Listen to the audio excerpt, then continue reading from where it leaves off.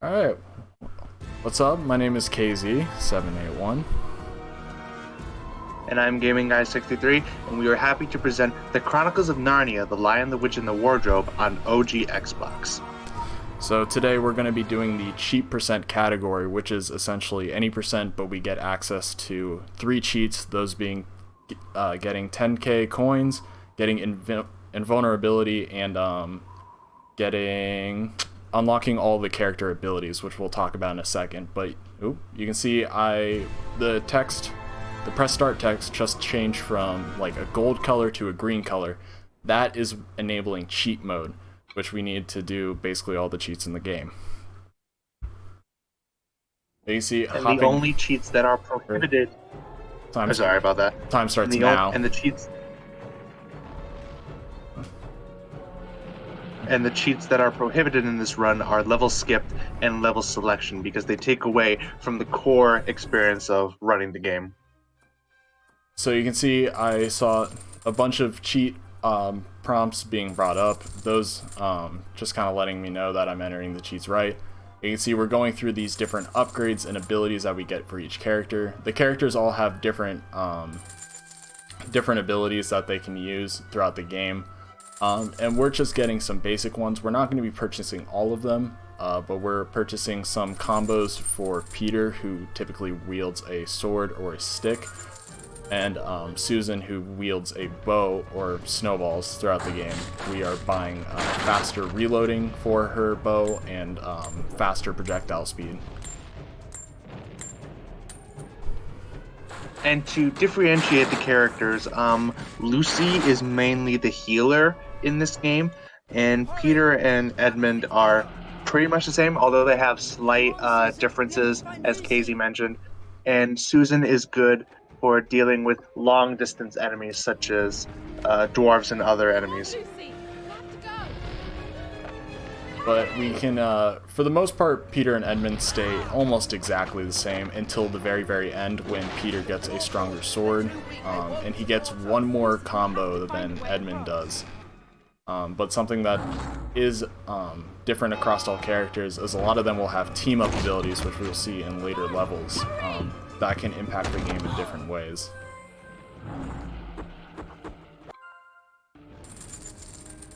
You can see that is one upgrade that we do not get from the unlock all upgrades.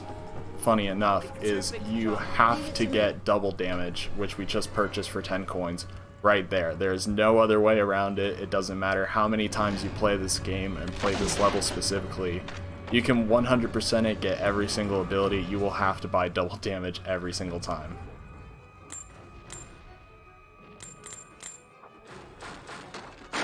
And this level is a perfect example of why we enjoy running this game. Some of the levels are mostly fast-paced, but despite the fact that some of the other levels are just side-scrollers or just take a long time and a lot of waiting, a lot of the levels involve a little bit of thinking and just like fast movement in general. So that's a good point, because this game doesn't really have huge skips and, a bunch of different glitch showcases. It's really just about optimizing your movements to the smallest degree, which you try and do. Obviously, you want to do that every single time, but that's the only time save you get in this game. And a lot of it is just either human error or RNG based, given it's depending on the level and depending on the situation. You can see we got through the first level there, and we move on to the second level, where we actually get to see the land of Narnia. There we were just in, England, getting raided by, what was it, Germany? I'm pretty sure. Well, here's the thing about this property. So, in case some of you don't know, this is based off a mid-2000s film from Disney, but this property is based on a series of children's books by the late C.S. Lewis. And this was, I believe, written around the time of World War II. I don't remember the exact differences between the books and the movies, but yeah. But you can see here we're getting, for this level, we're getting these tokens. And I talked about the team-up abilities. These are the tokens we will use to unlock said team-up abilities. And while they're used fairly sparse, they're used in very sparse scenarios throughout the run. They can be incredibly useful depending on the situation, and I'll show off a couple of those throughout the run.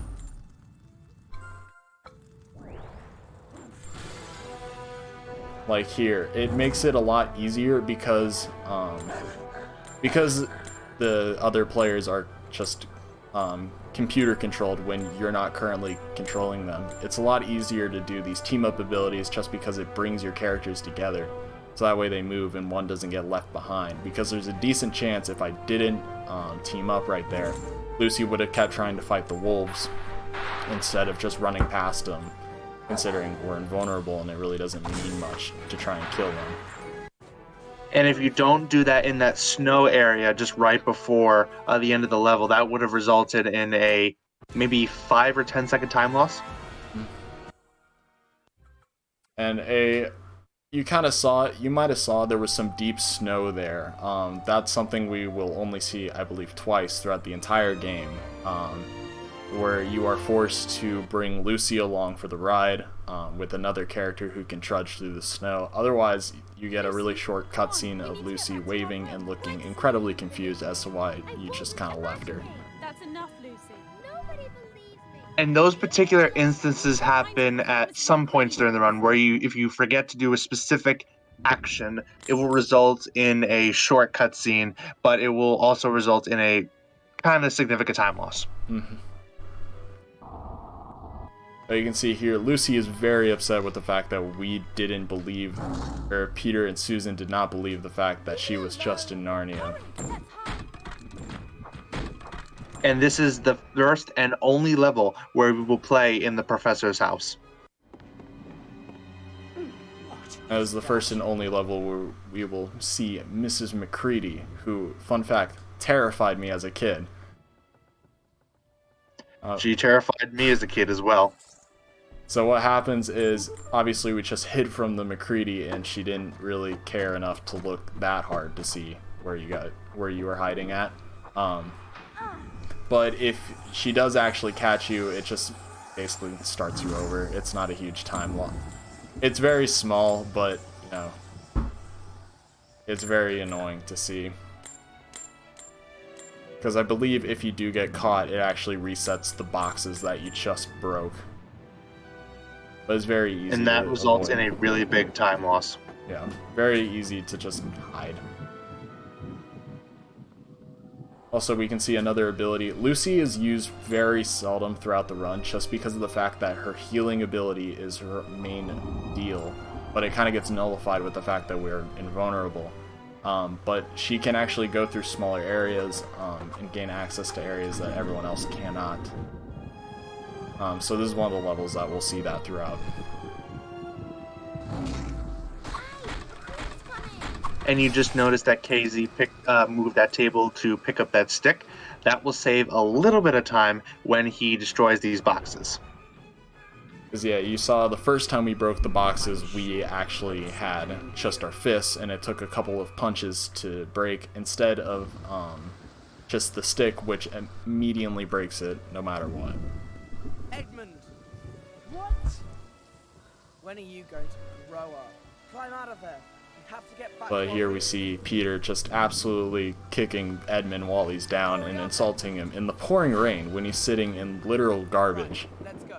And then we expect him to climb right here a drain pipe to get the others back to safety. So Peter's just the best big brother. And his legs surprisingly glitched through the gates. His right leg. I just noticed. Where is he?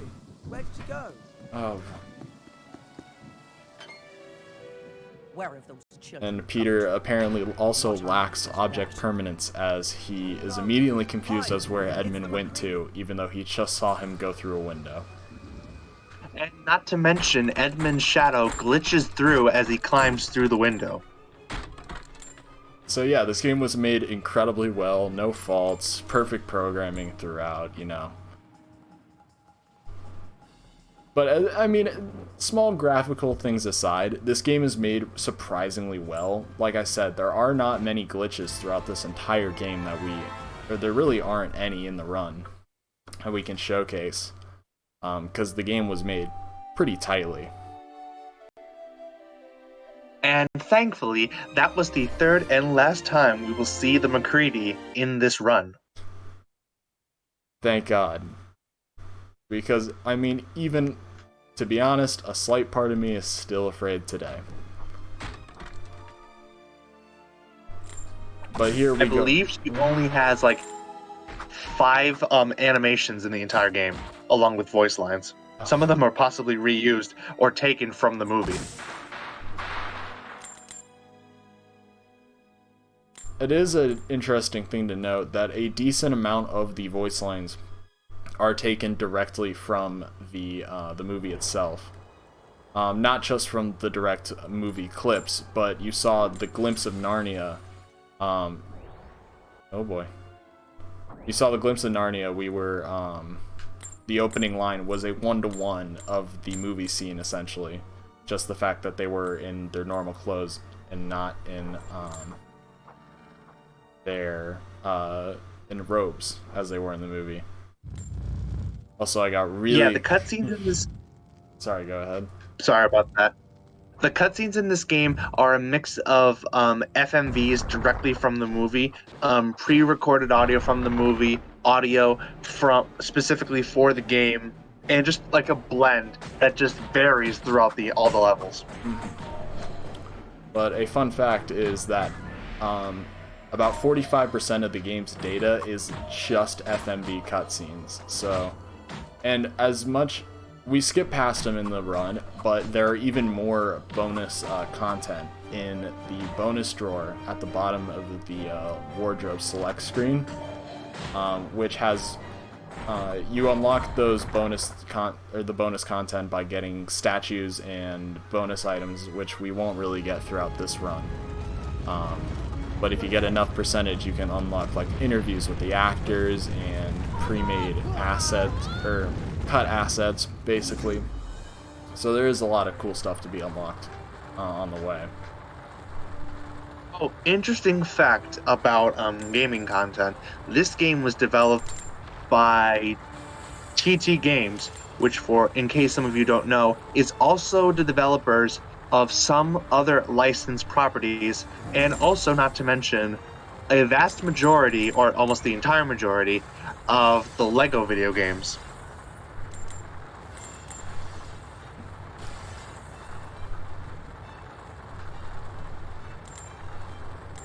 But here we also see another gameplay style that is only used a couple of times, where there are sliding segments. I believe it's only used 2 or 3 times throughout the entire game, so it is seldom used, but it is a decent break. And as a kid, I always enjoyed the variety that those brought, for sure. Susan and I are too heavy. Hurry!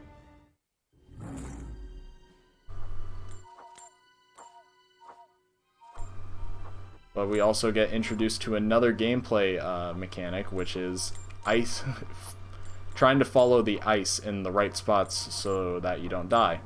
But as you can see with Edmund, you can see if I step on, if I step on the right piece, it turns blue. If I step on the wrong piece, it just breaks off.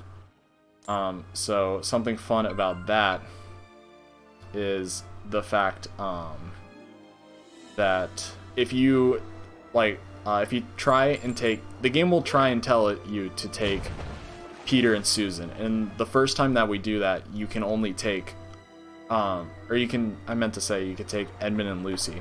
The game will not let you switch to Peter or Susan during that part, but in the second part, you can go with Peter and Susan, but if you step on the wrong part, you instantly die. There is nothing you can do to stop it. So you have to be perfect, but it is possible to do. Good job, Edmund.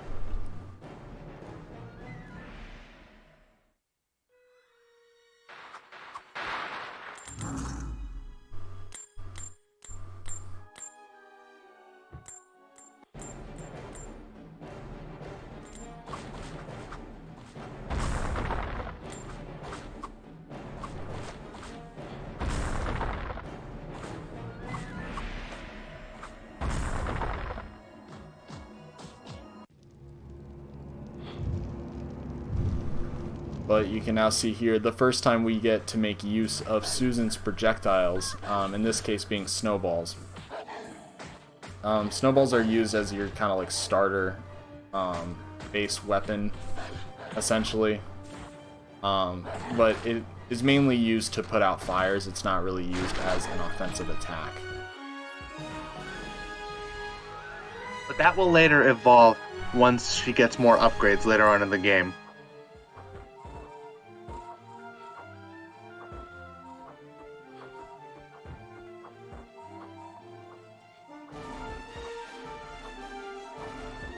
Also, a small little optimization is, you can see it while I'm on the ice, I am constantly punching with Edmund. That just makes it a little bit faster than just walking across, as the walking animation when you're on ice is pretty slow. You also notice there are also a few statues of frozen Narnia citizens.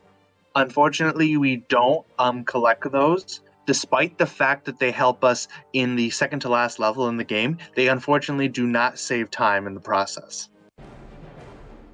Yeah, we'll see more. We can point it out more when we do get to that level as to why it does not save time, but it's more like an enemy rush where you only want to kill specific enemies. So if anything, it takes your attention away from those specific enemies you need to go after. But it's similar to, as you can see, there's a counter with wolves at the top that, you know, it goes down every time we take one out. That's what's basically used during the second to last level.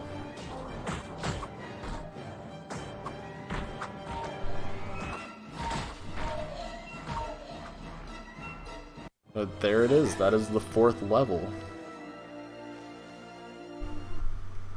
And to refresh story-wise, so this takes place when Mr. Tumnus, Lucy's first friend in Narnia, was taken away from the White Witch in regards to conspiring with humans, because the 4 children are not just humans visiting Narnia. They are the prophecy that is destined to defeat the White Witch, and that is why the White Witch took Mr. Tumnus away.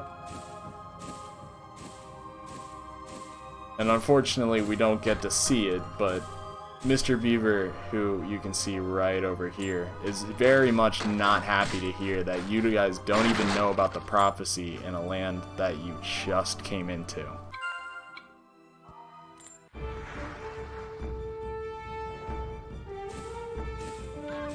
Like I said with the previous level, the snowballs are mainly just used to take out fires, which for some reason people just put down really nice looking desks and dressers and whatnot, just kind of set them on fire. So you got to put that. And if you also noticed, Lucy picked up Mr. Tumnus's flute. That will be used later in the run.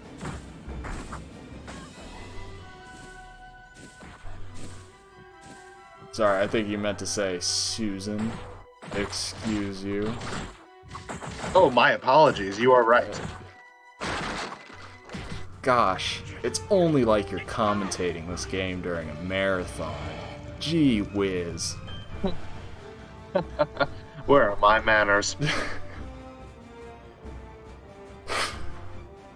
Alright, but this introduces the best mechanic that this game has to offer. Waiting. This is a and unfortunately there is no way to skip this. No way to skip it, no way to speed it up. The only thing you can do is slow it down. As you'll see, wolves come out and they're just going to keep coming endlessly, and there's nothing we can do to stop them except we can light fires, but the fires don't stay lit forever, so it's easier to just kill off the wolves as you can. But you can see Mr. Beaver just going to town on the log over there. But you can see it's really good because a blizzard will come in and that takes complete control away from us and we cannot move. However, the wolves can still move freely.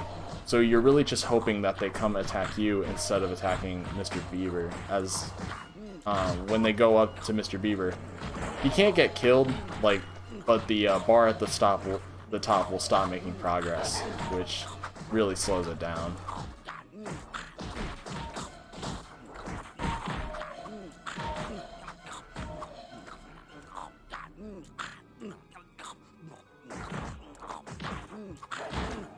Also, oh, the blizzard canceled my combo. That's not cool. I was gonna say, this is a combo that we should not have until one of the last levels. However, we can just kind of spam it, and it doesn't help when I just let the wolf go right past me. But yeah, Shield Slam is obviously, it's probably, I believe it's the most powerful attack in the entire game. And you're not supposed, like I said, you're not supposed to have it till a lot later, but here we just kind of have it casually, and we're performing it with, in fact, no shield and a stick.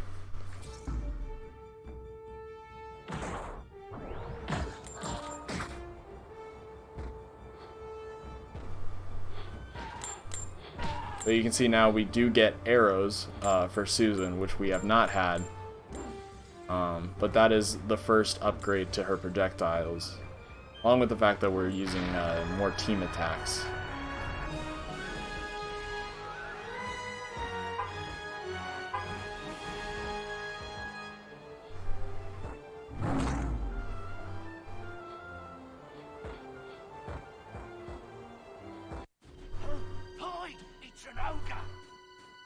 But you, as Gaming Guy mentioned, you saw we picked up the panpipes earlier, and now those can be used for a lot of different things, such as there are some statues that are hidden in stone, like you can see one in the background over there, and some bonus items are also, oh geez, alright, but we can also use it to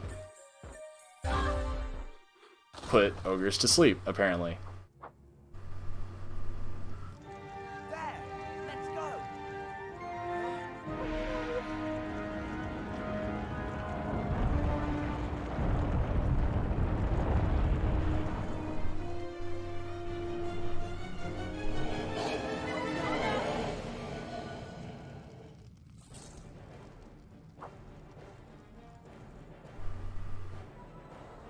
But here we see, this part is pretty cool to see because it breaks out a lot of the characters' unique abilities all at once. It really allows each of them to shine in their own different way. As you saw, we used Lucy to go through that small gap to knock over rocks. We used Susan and her arrows to knock over the other rocks. We have to use Edmund in a team up to get that, and then we can use Peter to light fires to keep the wolves out. So yeah, there are times where every character will get to showcase what they can do, but yeah, that's one of the first instances we'll see throughout the run.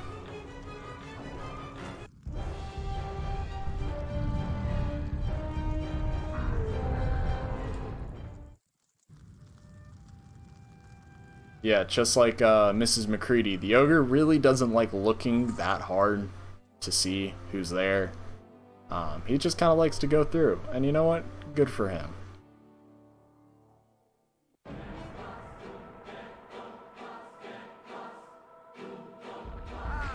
But here's an interesting cheat percent deviation that kind of differentiates itself from any percent. That being the fact that these Bane attacks, which Bane attacks haven't really been brought up so far because we haven't really had to use them, but they are 2-button combos which will instantly kill different enemy types based on which Banes you have. Here is a point where we should not have Ghoul Bane, and ghouls take about 3 or 4 hits to kill, but with the Bane attack obviously that becomes a lot faster, as it becomes just a 2-button combo, which speeds this section up tremendously.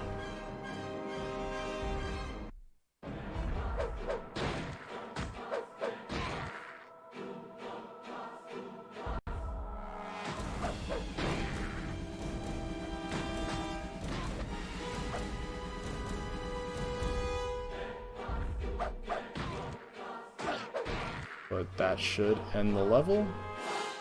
Or that should do it. And now we get to hide from the ogre again. And that'll do it.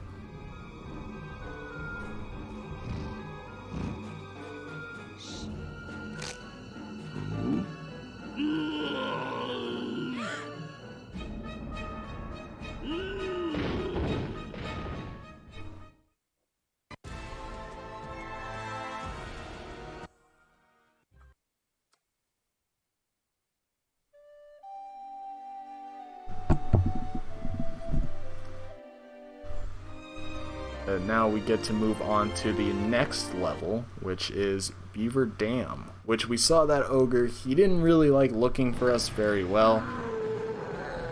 He did find us. So now we gotta take him out.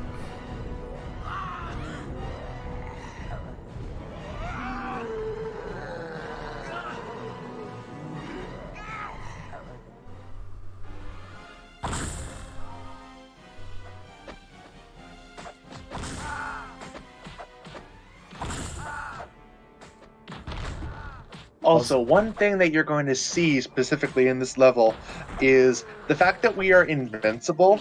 The characters are basically gonna make their hurt noises like a million times, specifically in this level, and it gets very hilarious, actually. I don't think the developers really intended for, you never to be able to take damage, so they didn't really think about what would happen if you could not. So I believe every single frame that you are taking damage, it plays the hurt sound, and it just layers in the worst but most amazing of ways.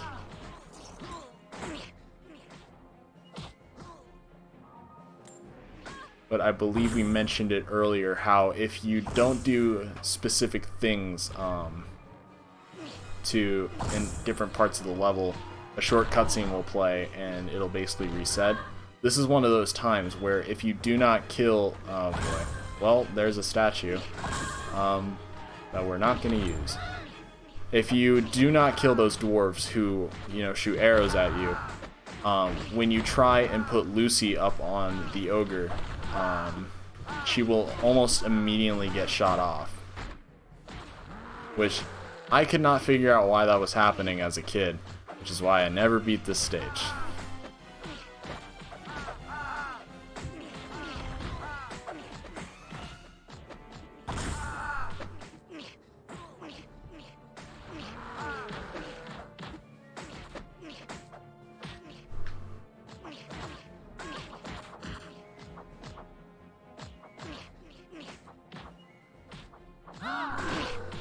But just like, I'm pretty sure every single boss in this game is a 3-cycle boss. So you can see we did just, we have completed the first 2 cycles. Not much changes throughout the boss fight. The only thing that changes is the addition of the dwarves.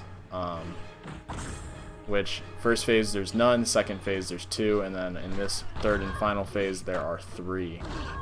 But especially with the invincibility cheat, or invulnerability, they're not that much of an issue.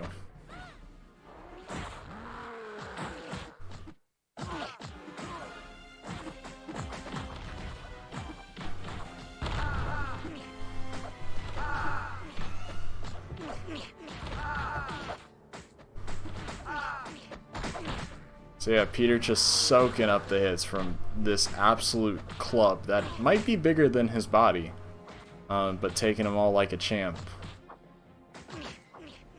But yeah, with that easy 3-cycle fight, and we take down the ogre. That was close. Mr. Beaver, are you alright? Yes. Thank you, children. And Mr. Beaver sounds surprisingly calm for almost getting killed by an ogre. But you know what, it's fine.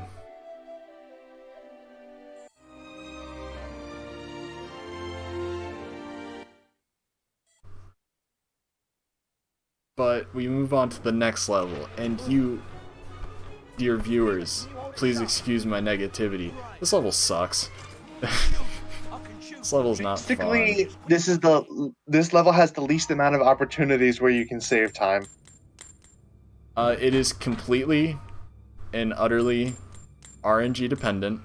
It is based off timers that, for most of the time, you cannot see, and it is not fun. You just run back and forth, as you'll see. So that's one of the timers that'll go off, which is Mr. Beaver getting caught by a ghoul, which you can see the chewing bar, I trademark, is at the top again. Every time he gets taken by a ghoul, that stops. So that's how you complete the level. That bar needs to go all the way. So as soon as he gets captured, you need to drop everything and get over there. But as you just saw, sometimes wolves will try and barge in and take, or to follow you and, you know, bring you back to the White Witch and all that.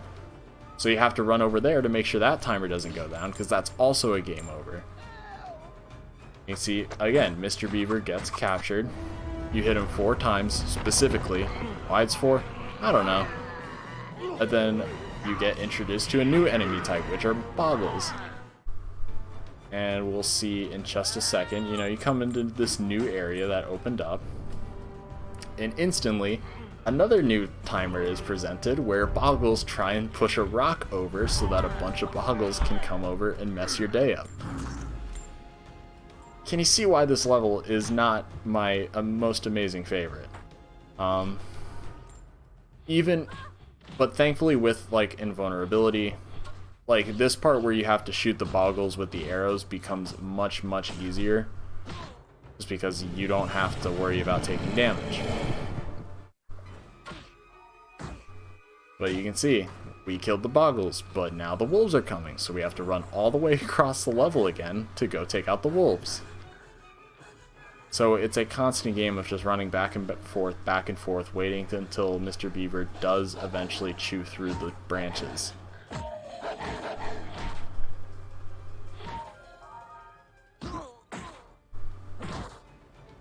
But now, I believe next should be the ghoul taking Mr. Beaver. So what I'm going to do is I'm going to plant myself basically right next to him, so that as soon as he gets captured, I can just immediately kill the ghoul and we'll be fine.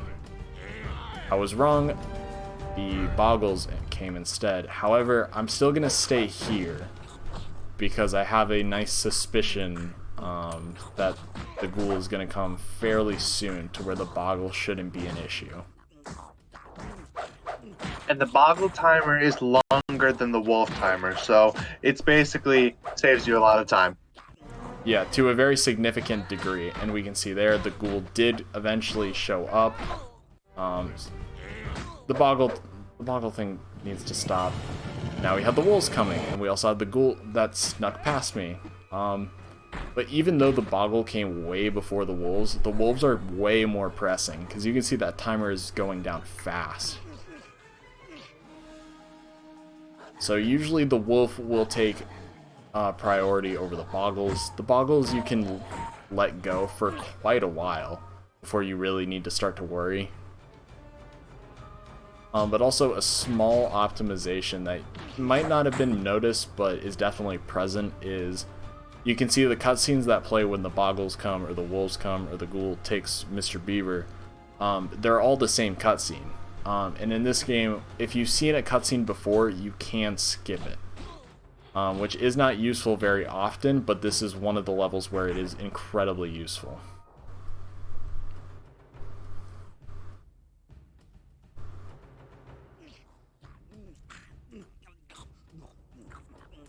Yeah, once again, we come to the top and stand here. Menacingly.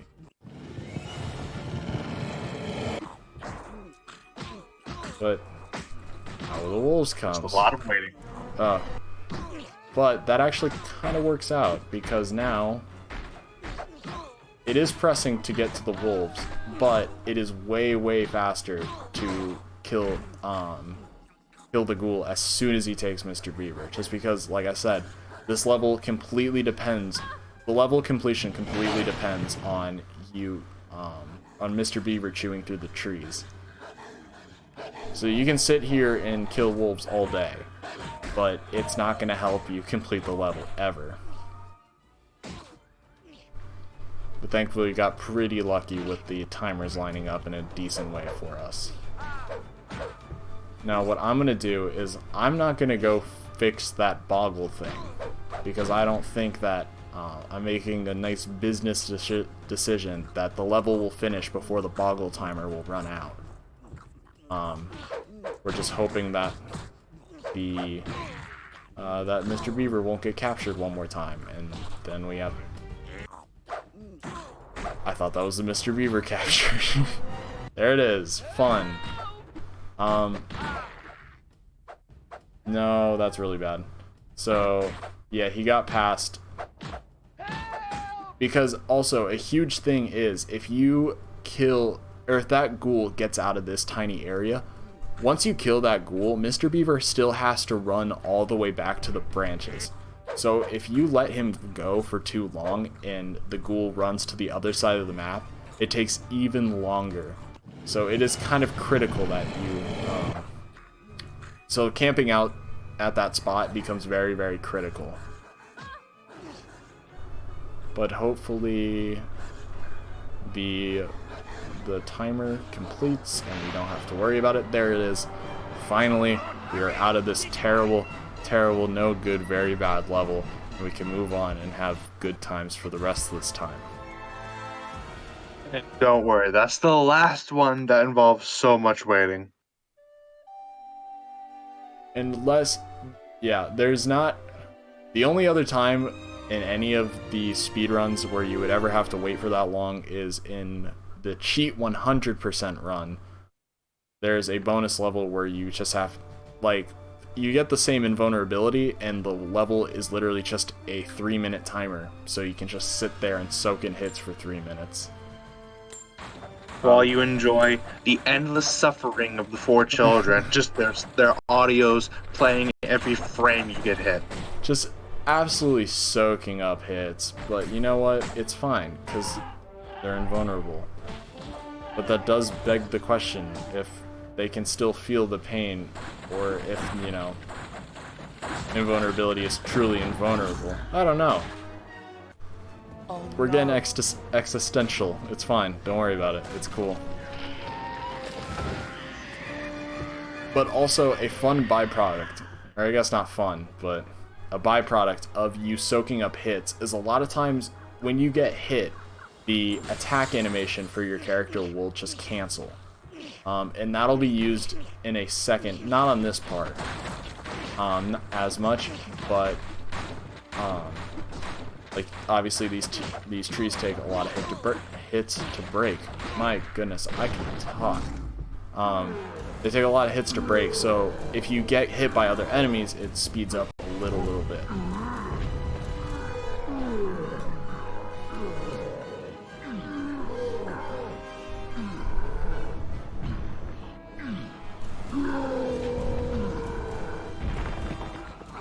You can also see ogres are back, so that's really fun. But also, the very cool snowball makes an appearance again, where you have to take out flames. And we will see if we can take out this tree in a decent amount. Cool.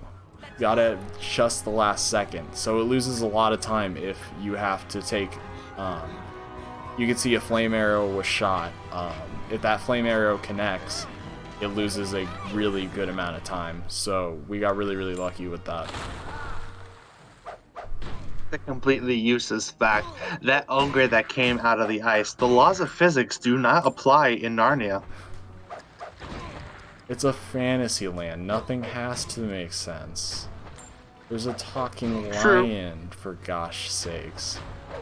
And not to mention that he's basically the allegory for Jesus. Yeah, it's in the book. Maybe I'm a bad speedrunner for not knowing all that information. Fun fact, never read the books. I tried my best. You need to study up on the material before you even play the game. I'm so sorry. There was an There was a 100 question test I had to take before I put this into my console, sent to me by Traveler's Tales, and I cheated off the person next to me. I held on to this guilt for so long. So glad to get it out off my chest during license-a-thon. But yeah, this part is just another enemy rush. You'll notice a pattern coming up of a lot of enemy rushes. But yeah, this is, I believe, at this part is where you just unlock Ghoulbane, if you don't cheat. But a lot of the upcoming enemies in the next part, you're not going to have the Banes for at this point. So this part is sped up a lot with that little change.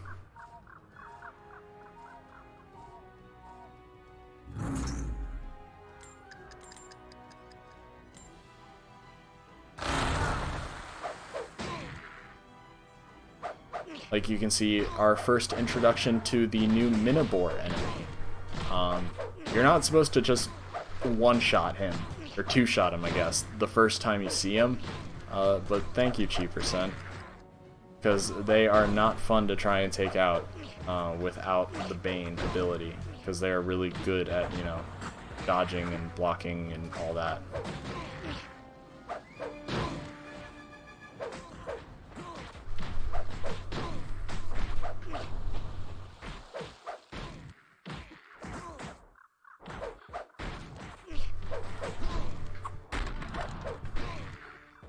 And that looks great.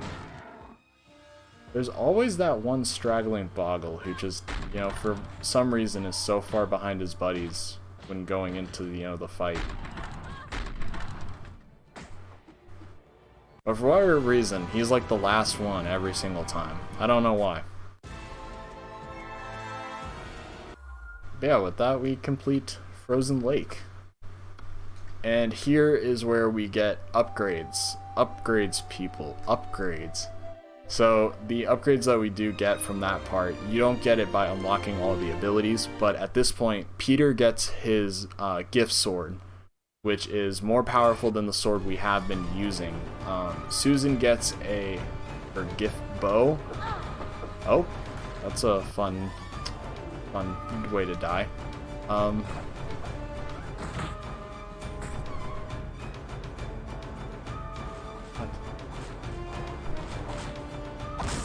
Seriously, I'm actually doing something.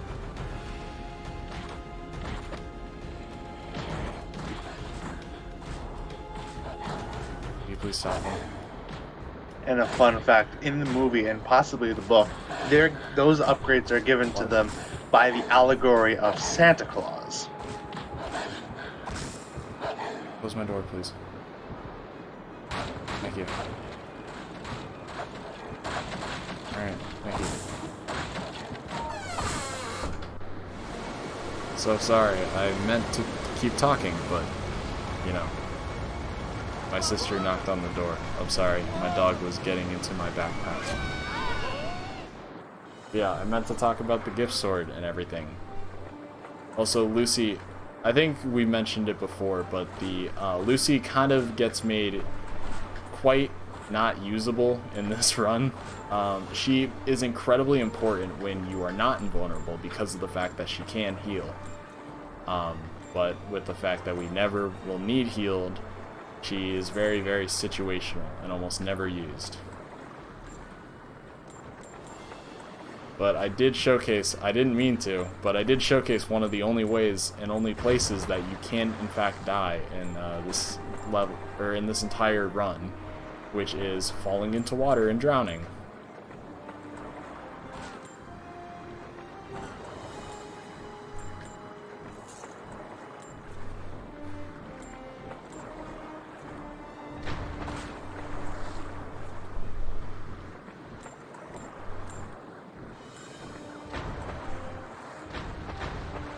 But with this part, again, another sliding writing, I don't know, section.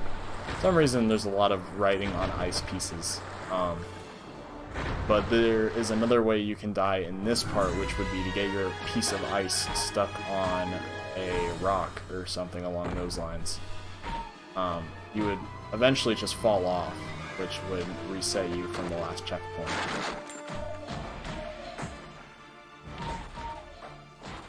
But here we are at another boss, Mogrim, who is the captain of the secret police, who are the ones that left a note when they took Mr. Tumnus. That would have been explained, but we skipped the movie that explained that, because speedrun. To save time.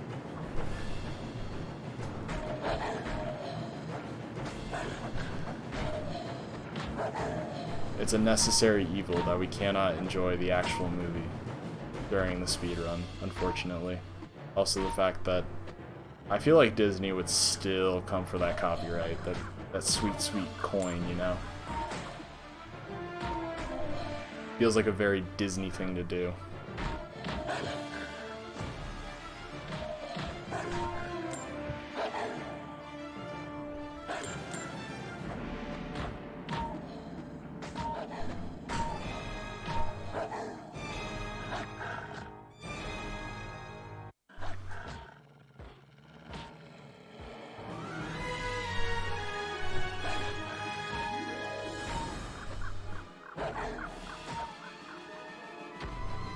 But the wolf is, again, a 3-phase boss fight, because there can be no other number for phases. And the only difference is it just adds more and more wolves, which is great.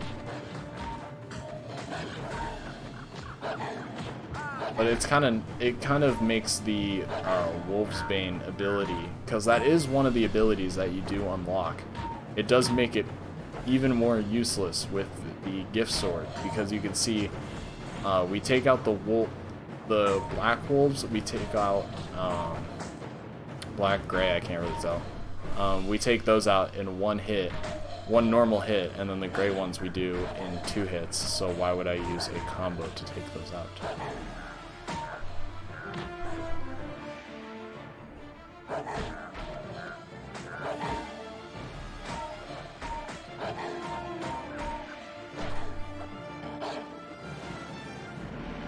But that completes phase 2. And then Peter gets up, and then we hit him a couple times. And then yeah, we keep on keeping on with the run. Hit that sweet checkpoint.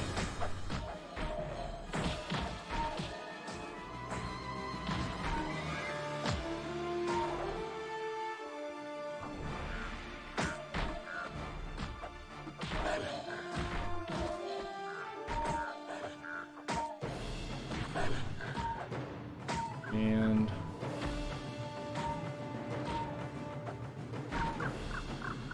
so that jump attack, that slam attack that the wolf does is actually pretty devastating when you're not invincible, because it does throw you back. It's gonna be a really big deal, especially when you're doing cheat 100% or 100%, because you keep seeing we get bonus items consistently when we get a 12 combo. Whenever you take damage, you lose whatever combo you're at. So that would be a huge, huge deal for that category.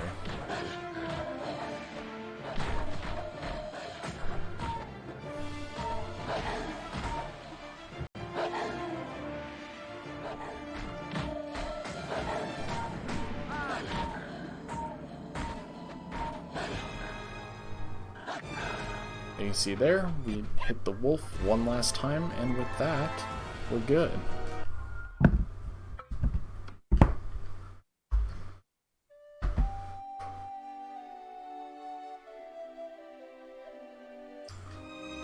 I guess we haven't really been mentioning the plot. At this point in the story, Edmund has betrayed his family. Legitimately. So we have to get him back. And this means we get the best part. Lots of skill to avoid that kind of damage, you know? but that does bring a little small optimization with this boss fight. As you can see, we used Edmund to push the dwarf. Forget the name, but we used Edmund to push the dwarf into the tree, and Edmund will go through the whole long process of tying them up to the tree.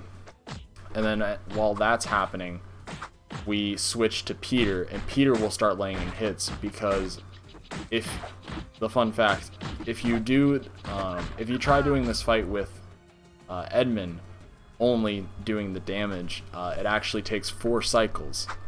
So that's one of the only times where there is not a 3-cycle fight, but it's completely by your doing.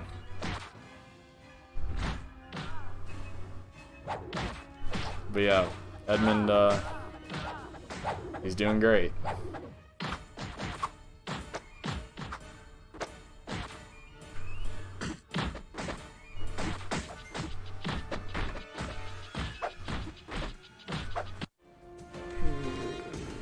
Are you okay, Ed? I think so. Thanks. Yeah, with that fairly easy boss fight, especially when you cannot die. But this leads to an interesting part where we actually use the team-up ability in a pretty unique way. So you can see there are Cyclops that we have to take out. And there are really only a couple ways to damage these Cyclops. Those being, you can see there's a little bundle of sticks with the arrow near. You can push those into it for very little damage. You can use Edmund's stick to light the stick bundle on fire, which will make it do about, I believe, half the Cyclops damage. Or take about half his health away. Or you can do what I'm doing right now and do a team attack, specifically having Edmund selected so that you get a combo while hitting the Cyclops. And that is, I believe, it might not be the fastest way, but it is definitely more consistent than trying to use the stick bundles. Ah! There's so many of them! No, really, I didn't see any. But yeah, here's another part where we have to take out a certain number of enemies to progress, specifically 10 Minotaurs. The Minotaurs are just kind of here. I just wanted to say what's up. Hopefully the Banes speed up the time. So it's very nice because I believe this is exactly where you would unlock the Minotaur Bane ability in the normal upgrade progression, which is a huge deal, because otherwise the Minotaurs are actually fairly tough to take out if you only use light and heavy attacks. But with the Banes, it definitely helps.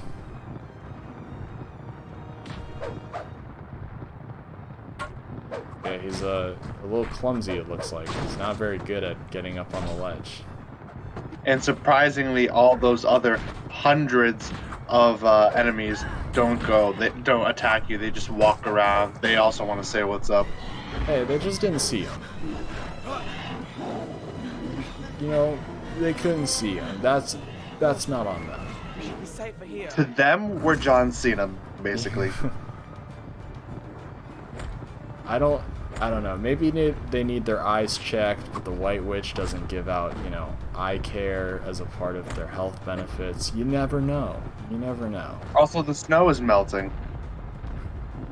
Oh yeah. There's a lot we're just not pointing out. The fact that, it just went from, winter to literal summer in a matter of hours. Well, that's because the White Witch put a curse on Narnia and everything. Basically, snow for 100 years. Mm-hmm. And only the power of Santa Claus giving away gifts can break it. That is totally what happened. No, it's totally what happened. I don't know how that's specified in the book. Hold on. It's totally what happened. I don't want to read the book to find out, because that's a lot of work. I'm just going to assume Santa Claus is the only answer. I think I'm good with that if everyone else is. Or Jesus allegory Liam Neeson. Mr. Creamy Voice Liam Neeson. Mm-hmm. That is not credited in this game, ironically. Despite the fact that they use clips of him actually talking from the movie. Not credited.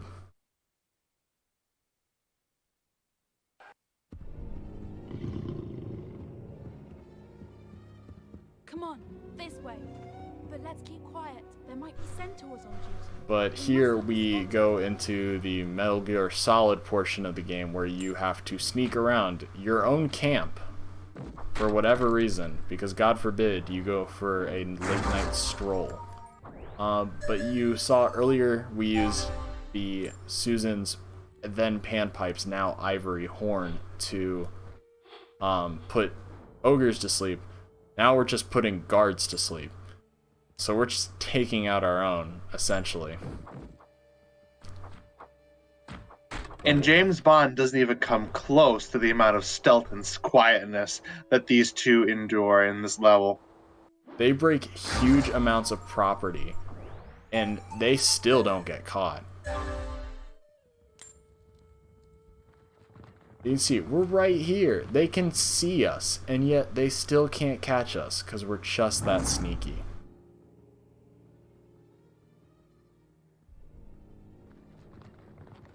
Yeah, essentially you do anything wrong and you get sent back to the previous checkpoint, whether that be getting caught by those roving guards.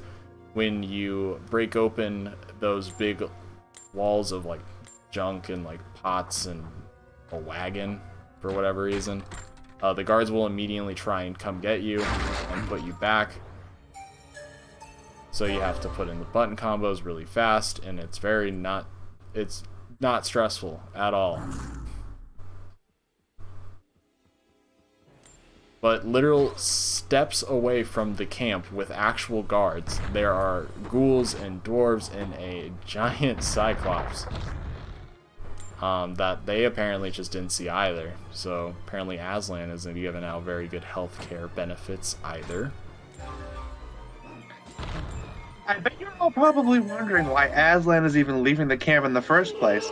So, basically, according to the laws of Narnia, any traitor belongs to the White Witch. And yes, it is the deep magic that the White Witch incited that. Yes, in fact, Aslan was there when it was written.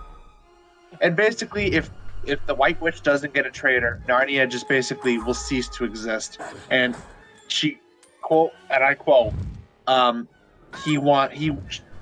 White Witch wanted Edmund to die on a stone table. But instead, Aslan took Edmund's place. So yeah, Aslan is being executed for a moody teenager who wanted Turkish delight and literally tried to throw his family to the dogs because he wanted sweets. So we have a really good family, very wholesome.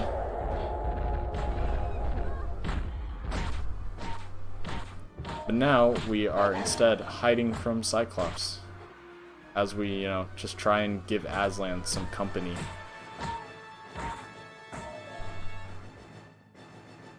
And sadly, we will not see Aslan on the stone table. Yet he has the power to literally destroy all of them. But so the movie can happen, he just doesn't. It's a business decision. It's just a nice executive decision. He just wasn't feeling it, But remember, this made money, so...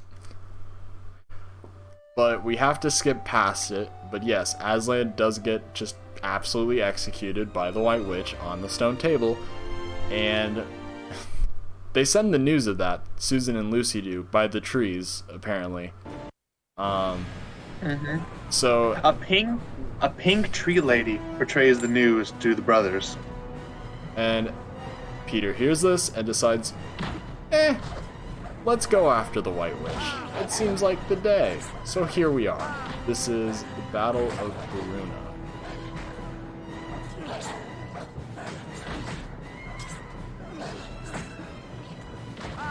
But you can see we're not killing things yet. And that's for a very distinct reason, being that it's like previous stages where you have to take out a certain number of enemies to progress, but this time you have a walking time limit, essentially. Those being the giants. Not the New York or San Francisco Giants, sports reference, but those giants. They will step oh so close to your archers and whatnot. In order for you to have them killed, you have to kill enemies. I don't know how it works. It's just it puts a number with a face on the screen and says go get them, and we do, which means archers fire.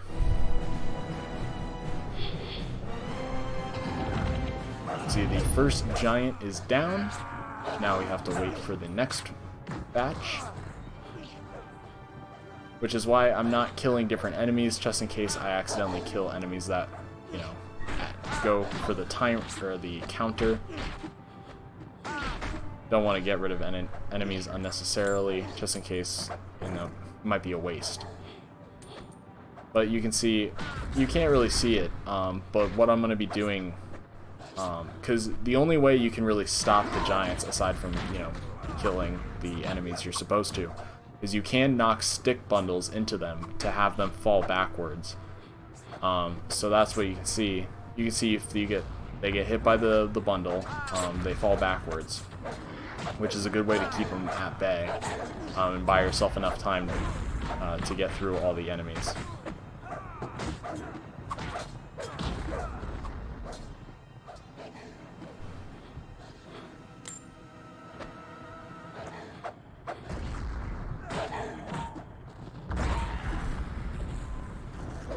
You can see smack, which are those enemies which I didn't know the name of until I bought the actual strategy guide. Apparently they're named ankle slicers, which is a perfect name, but I always just called them little dudes. Oh yeah, actually, that actually makes sense because in the movie they take down a rhino. Do they actually? I didn't even see him in the movie, if I'm being honest. Yeah, the part where like the lead centaur like tries to go after the White Witch with a rhino, I think it's like really hard to notice, but yeah, one of those ankle slicers like literally do their job on a rhino. Huh. Well, there's a fun factoid. Yeah, no, I remember that scene vividly, but I never saw the ankle slicers, and I thought they were just completely made up to have a new enemy type. I mean, how else did you think that the rhino just like tripped just in general? There might have been a pebble. Or fork in the road. Yeah, exactly. Like an actual fork. Somebody ate dinner and forgot to clean up their utensil. The rhino stepped on it, you know. It is what it is. And then following that, like a few scenes later, we get Harambe and Pumbaa in all in one scene. Mm-hmm. Oh boy. Yeah, I wonder what actually made Aslan choose the animals. Well, obviously it's every mythological creature, but there's rhinos, cheetahs, leopards, gorillas, warthogs. Like, where were the other animals? Yeah, I always wondered about that. Where like what animals just decided, yeah, I want Aslan, and the others were like, I want the White Witch. Oh yeah, the White Witch got basically mutations of all of them, but she also got like, you know, the polar bears for her carriage and all that stuff. But I don't think any like actual animals. I think they only just chose the animals that looked good in battle. You know what? That's fair. Aesthetic is everything. Not really, but I mean, to the White Witch it is, apparently. Oh, she also got white tigers. That is true. But you know what? The White Witch, let's be honest. Like, obviously, you know, she wants to kill a bunch of people, you know, that's cool. But yeah, she has no interest in prisoners. She had drip. She has no interest in prisoners, but she had interest in drip. So, you know what? I'll give her a pass, you know? Ooh, be careful, that yellow giant is close. Yeah, he's getting there. So we're gonna do that. And yeah. In practice, he was like deadly close. Like one more step and we have to restart the entire level. Literally like 3 inches away. Like.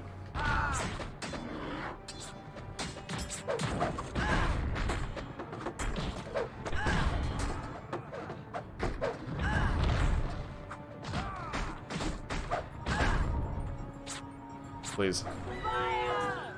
Okay, so a little close, but it's fine. That was deadly. That was dangerously close. That might have been closer than the practice run that I did, but it's fine because now we move on to a boss fight, which is just a slightly more annoying Minotaur. But there are several ways to take out this dude. The way that I think is the most stupid, but also kind of interesting, is you can kind of tell he has a little bit of armor to him. So what we can't really attack him directly when he has that on. So what I'm gonna do is the best way for me is I literally just face away from him and use Shield Slam as the combo. He keeps trying to come towards me, I keep facing away from him and using Shield Slam until eventually the armor breaks off, which I believe it has. And then we can just straight up attack. We can stun him and then attack him directly. Rinse and repeat until he dies. The other way is you can use the stick bundles to get to him, but they are incredibly difficult to get because he really, really likes just not getting hit by those. But yeah, with that, we collect the statue literal seconds before milliseconds before it ends, but that ends the Battle of Aruna.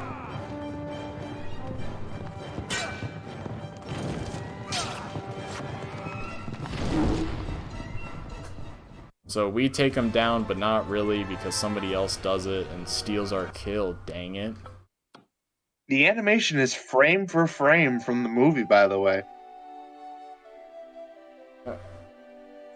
It's always interesting to see what scenes they redid in Engine and then what scenes they just ripped straight from the movie.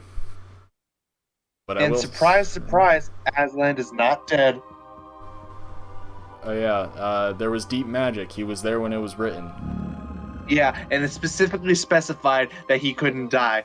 Also, Susan's next voice line is just meme-worthy. She did all this. So yeah, haha. Yes, Susan. If you look very closely, she did in fact do all of that. Haha, Susan's got a good eye. She just noticed that every single creature was turned to stone. That was done by the White Witch, which does entail that she did in fact do all of it. Man. Susan is one smart cookie, let's be real. Always knows exactly what to say. And for some weird reason, her bagpipes go from a flute to a horn, basically. That's never explained. And it's also never explained how, you know, she just plays notes. Maybe it's just a really big kazoo. You know what? Also, sorry, go ahead. I don't know, I was just gonna keep talking about how it's a kazoo. There wasn't really anything to add there, so go ahead. Also, for some weird reason, Ghost Darth Vader is guarding some of the statues for some weird reason. You know, Darth Vader just, you know, had an off day and decided to come in as, you know, a White Witch helper, you know? Maybe this was his trial run before Disney bought him. Oh, it was like his tryout, you know? Like the JV basketball tryouts in high school, you know? He's just trying to impress the coaches, the mouse, apparently. I don't know. But also, you can kind of see, we keep having to use different button combinations to play Susan's kazoo horn. But that means, even while we're invincible, if we get hit while we're in the combo, our combo just breaks, and we have to restart it. Which is not annoying at all. How would you figure out that that is an annoying decision to me?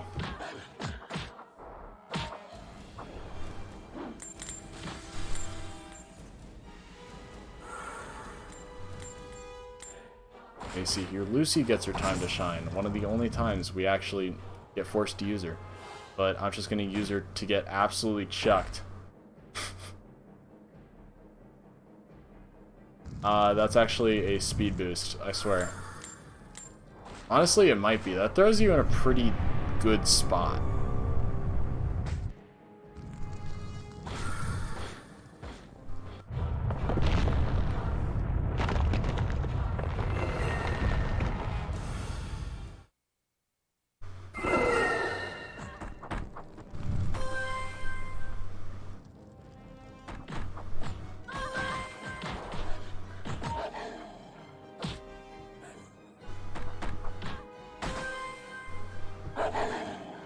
But yeah, it's a lot of rinsing and repeating and getting statues and getting hit by wolves at the last second.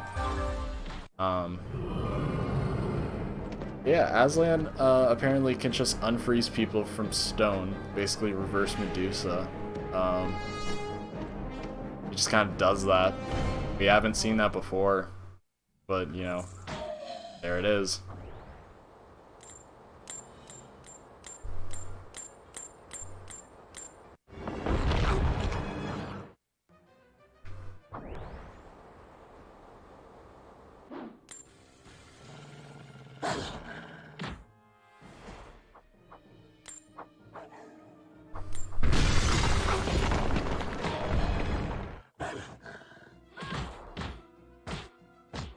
You can see the fun part where we stand on the edge and fire a lot of arrows until the path opens up.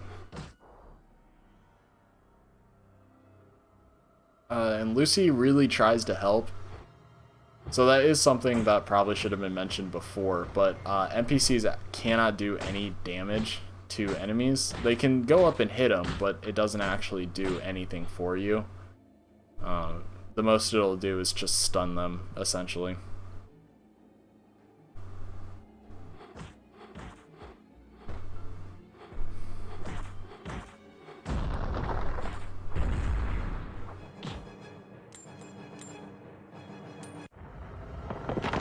See, as soon as that opens up, we can just dip out, and here we are.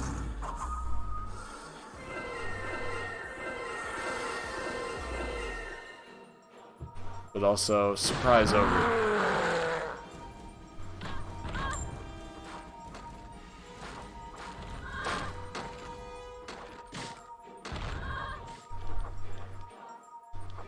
So yeah, not really a lot to explain with this one. It was just a lot of, you know, waiting and button combinations. The ogre thinks he's really cool. And Aslan's like, nah man, I'm way cooler than you. And the ogre's like, ah man, you're so much cooler than me. And you give him a steel door because he looked cold. And we find Mr. Tumnus. And it's all okay now. How wonderful! As he is literally stone. And Lucy is overjoyed and is not breaking down in tears unlike in the movie. Yeah. Completely, just absolutely fine with the fact that her friend was just turned into actual stone and she doesn't know if it can be fixed. Mr. Tumnus, how wonderful! Oh, but here's the great part where we're supposed to use the statues we have accrued throughout the game that we haven't done. So, And unfortunately, we never get to use the army. yeah, very unfortunate because some of the attacks are actually really cool.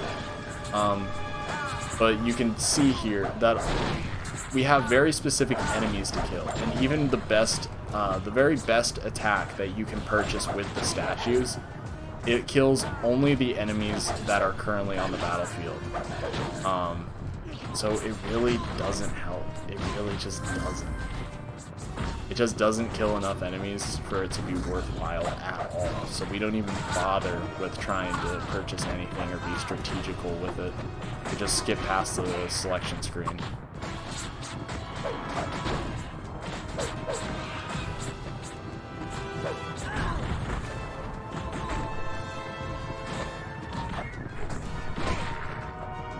Yeah, have a lot of, you know, just essentially killing the same enemies over and over again. And, you know, just hoping for the best. We can see here we have dwarves that are over here, which are kind of annoying. Not so much with chi percent, but in any percent, where you can actually take damage. Because if you're trying to use Susan, Susan is the only one who can like accurately hit those. You can use a team attack with Peter to put her on his back, and he will take the damage in place of her. And it just lets you be a little bit more accurate, but it's definitely not as accurate as actually aiming with her.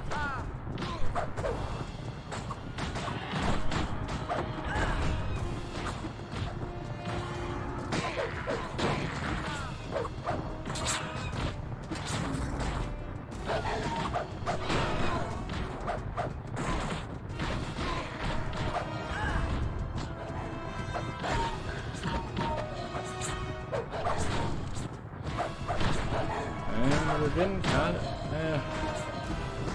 I don't know. There's not much to say about this one. It's a lot of, we've seen pretty much, or yeah, we've seen every enemy up to this point, and a lot of them we have the Bane attack for.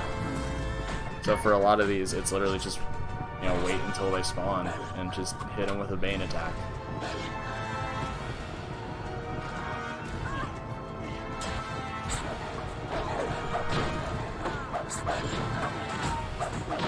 But weirdly enough, this is always a level that I would get to when I was running this game, and I'd either gain a very significant amount of time from, or I'd lose way too much, and there was like no in between, like no real rhyme or reason. It just kind of happened, and I had to say, okay, that's fine.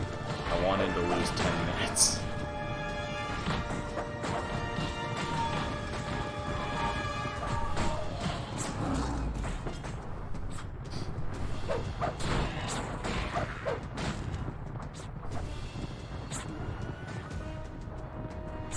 But the actual downside of this, I mentioned how the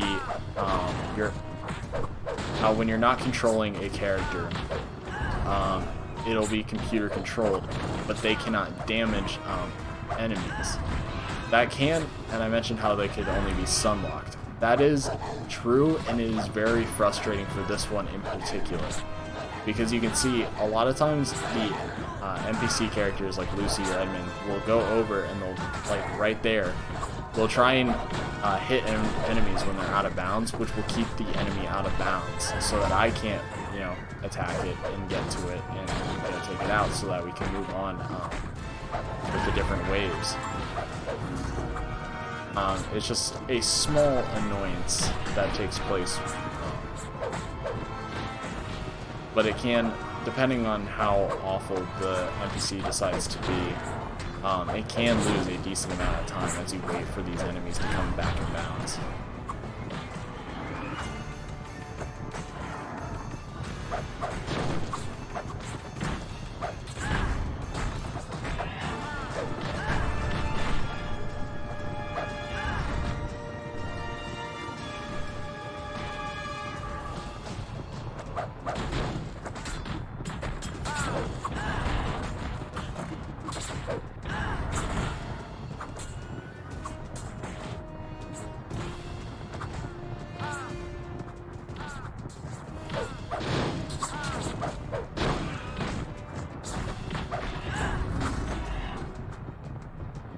I don't know.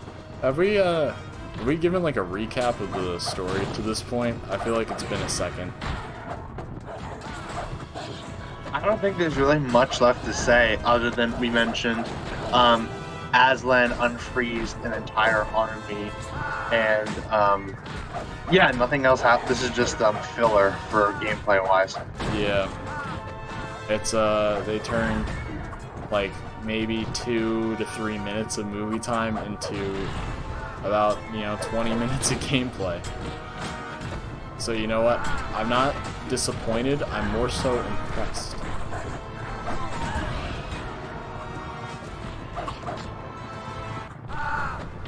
Oh yeah, just one thing to point out in the movie, the White Witch will literally butcher or just murder anyone that comes near her. Oh yeah, she's just a walking death aura. Like, there's nothing anyone can do.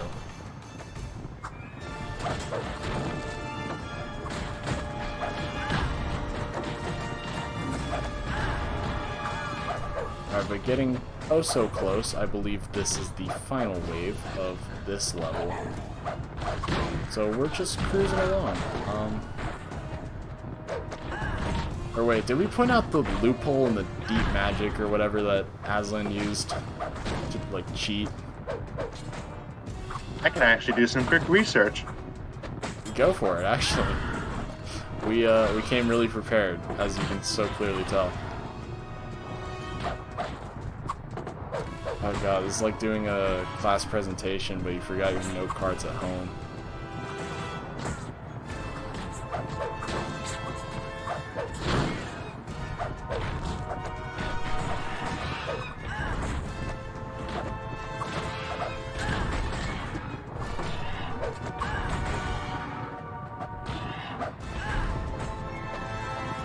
Okay, so basically, no one can die on the stone table if they're innocent. And considering the fact that Aslan is literally Jesus, the stone table basically broke apart. Said something about the stone table will crack, and even death itself shall be reversed, or something or other. But yeah, there it is. Yeah, spoiler alert, just a big warning that I also noticed when doing this research. Spoiler alert, by the way, if anyone wants to read the books, Aslan destroys Narnia in the final book. Oh boy, fun. Welcome to the last level, everybody. This is not to simplify anything. Yeah, so we made it. But yeah, here's the White Witch fight. So this is another, or I guess it's not 3 cycles technically. But you can see she evilly stands and waits for us to beat the shit out of her. And then calls in Cyclops. And humanoid bats. Yeah. So it's a lot of what we've seen before, where they'll send kind of waves upon waves of enemies. And this is actually a part where it is more so difficult to use, if you can recall, to rescue Edmund when we used the team attack to take down the Cyclops. It's actually more difficult this time, slightly more so. Because a lot of times you just get knocked down, and there's not much you can really do to it. Or the other characters will get knocked down. There's not much you can do except just wait. So it actually benefits you greatly to go through and take out a lot of these enemies before you even try and take out the Cyclops. The other thing you can do is, like I said, you can use the stick bundles and light them on fire, and that is a pretty decent way of going about it. But you still have to kill these enemies even if you kill the Cyclops fast. So it honestly just benefits you to just get it out of the way. As long as you can get any of the NPCs to actually do a team attack with you.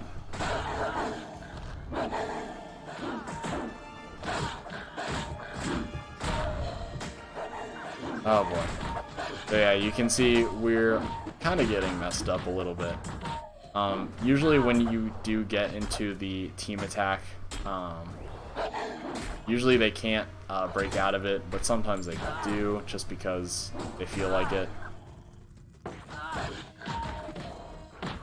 It is annoying, because once if an NPC goes into any attack, their team attack thing will go away, which means you can't team up with them, which makes it a little bit more difficult.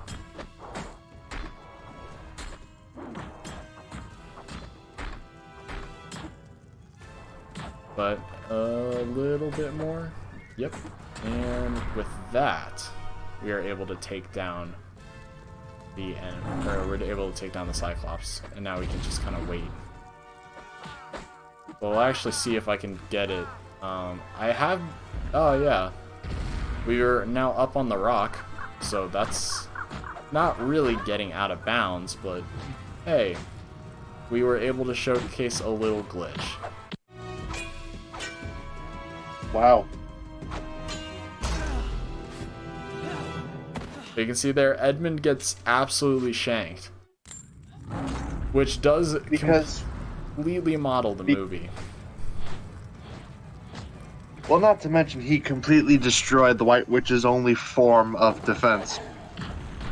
Yeah, you can see the big like explosion thing. That was the White Witch's Witch's staff. Yeah, that helps her turn things to stone. And she's like, "Well, that's cool. Now I'm just gonna stab you with my newly created shank." So that's fun. And Edmund is just gonna take a little napsies for the rest of the fight.